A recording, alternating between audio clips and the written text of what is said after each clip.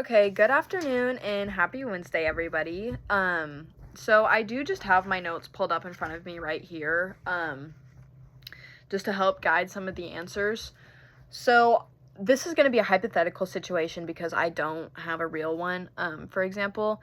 So let's say you have an undocumented immigrant mother coming to you, and she's finally confided in you after, let's say, her third or fourth session that she is undocumented and she has 3 to 4 kids at home.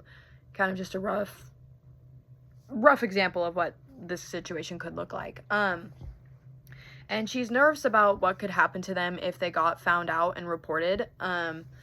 So what can make that situation ethically complex is because as a social worker, you are supposed to follow and uphold the law.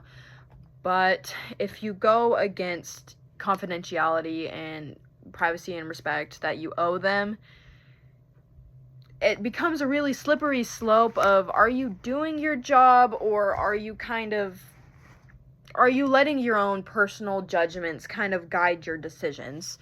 And so what I personally would do in that situation is, instead of reporting her, I think what I would do is I would connect her to resources that will help further her in her path to citizenship. So like educational classes, so English classes. Let's say she's struggling on the English language. You can do that. Connect her to United States history classes. That way she understands how the government works, how we got to where we are today. Or just like, I don't know if a citizenship class is available or if that is a thing yet. But if there's a class that kind of helps them learn what is going to be on the citizenship test, I think that's also another thing I would try and connect her with. Because it's my job as a social worker to, one, it says here, self-determination. You're supposed to promote the rights of the clients and assist them in their efforts to identify and clarify their goals. Okay? I did read off for that one. So it is your job to help them in their goals and their paths. So her goal in this sense would to become a citizen. So my job is to help her come up and formulate a plan that will help her do that. And I can do that through connecting her through educational resources. I kind of just summarized my whole point, but kind of to just bring it all back together, if that makes sense. And then, so why is it important for social workers to be aware? One,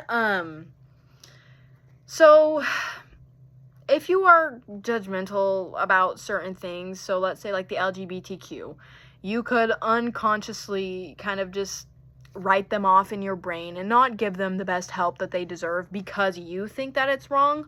And so knowing what you believe is right or wrong helps you to determine whether this is the career that you want to go into and whether this is something that you should be pursuing. And because it's also supposed to be a judgment-free and a safe space for these people to talk about their thoughts and their feelings. And if they feel that you are judging them, they're not going to want to continue with these resources regardless of who's providing them. And so how can that self-awareness improve ethical decision-making and client care? So kind of just like I said, if they feel that you are judging them or not helping them in the best way, they're not going to want to come back to you, or they're not going to refer you to, say, a friend or a colleague or somebody. So kind of, self-awareness is really important in knowing that if you aren't doing your job right, you probably shouldn't be in this field. If that makes sense. I don't know. Yeah, kind of. I think I'm gonna end it off here and I'm gonna watch this back. So, thank you guys. I'm ready and excited to listen to yours.